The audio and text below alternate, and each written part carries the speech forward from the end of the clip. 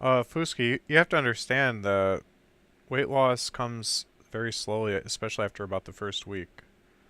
So, yeah, like I didn't I didn't really lose anything after the first week for like 2 weeks, and then I suddenly lost like 4 pounds overnight, which was water weight, which has a big factor in all of this.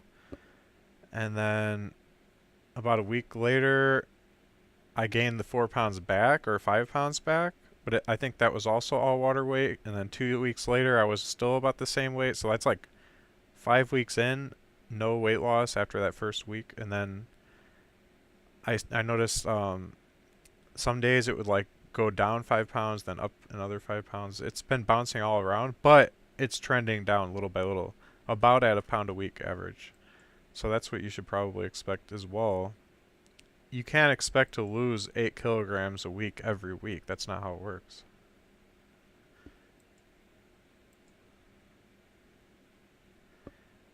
As long as you count your calories and stay below your maintenance levels, you will lose weight. And water weight bouncing up and down will be very deceptive.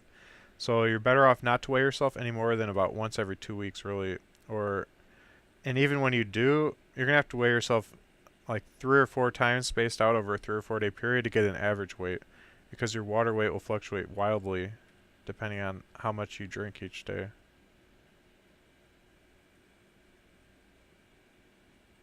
You can hold up to 12 pounds of water weight.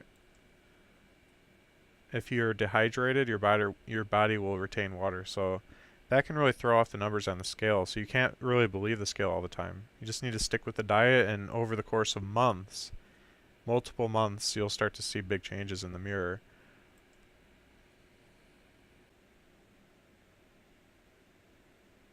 Yeah, if you consume low calories, it will work. But I consume 1,700 on non-workout days and 2,200 calories on workout days. Depending on how big you are, you might be allowed even more calories than me. It goes based on your weight, your height, your age, all how much you sit down a day, all of that. You need to take the calculators so you can find out. There's online calculators that calculate how much calories you need. If you're way below what you need, your body will go into starvation mode and you won't lose weight as fast. And you really don't want to lose weight too fast anyways, because then you'll lose too much muscle. Plus, it's harder to maintain. You said you got discouraged and you quit your diet. That's a sign you're going too hard. Eat more foods you like, compromise more, but just stay under your caloric maintenance level. Maintenance means you're not going to lose weight or gain weight. If you eat a little less than that, you will lose weight. So you need to count your calories, make sure you're just a little bit low on calories every day, and the weight will start falling off. You don't have to do anything crazy with your workouts or with your eating. Because if the more crazy you do it, the faster you try to lose weight, the quicker you're going to burn out and give up. Yeah, the scales actually can be very demotivated and disappointing.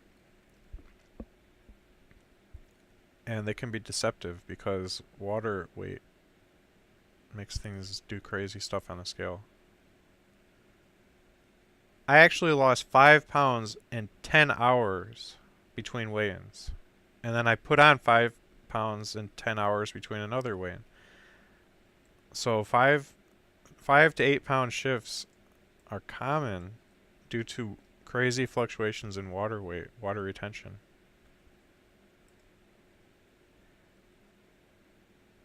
Like, if you're finding yourself getting discouraged by the scales, I would actually not use them at all while losing weight, because they'll tell you things that simply aren't true.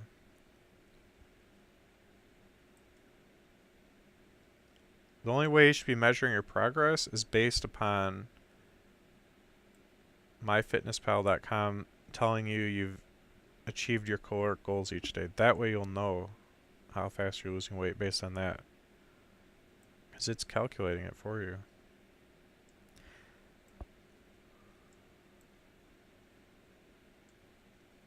I really have lost about 12 pounds in the past month and a half. This shirt makes me look fat though.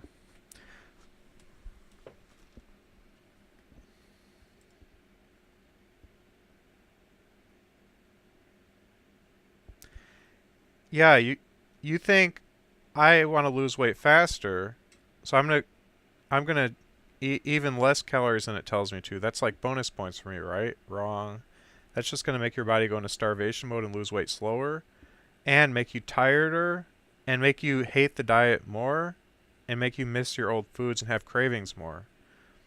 You need to eat every calorie you can up to the limit every day.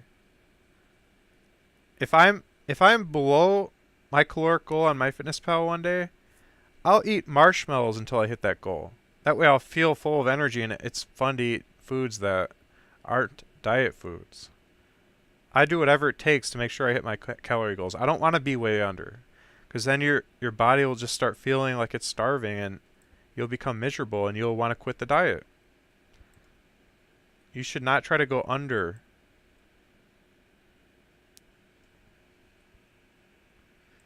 You need to focus on making sure you eat enough protein to hit your protein goal, and you got to make sure you eat enough calories to hit your calorie goal every day.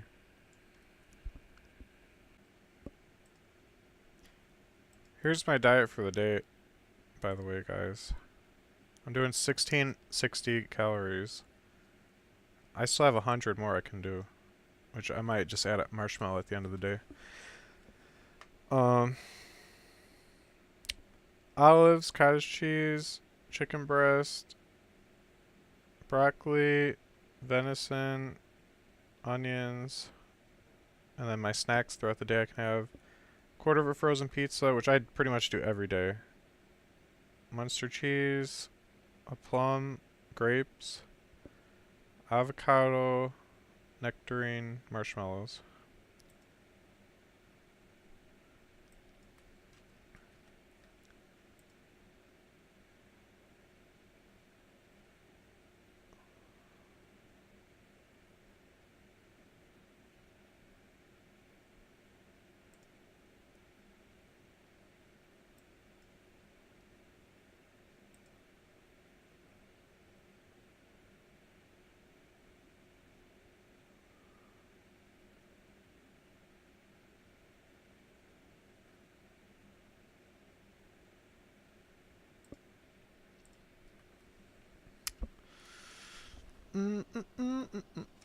Why do I have so much fruit in my diet right now? Well, my wife bought me a bunch of fruit this week.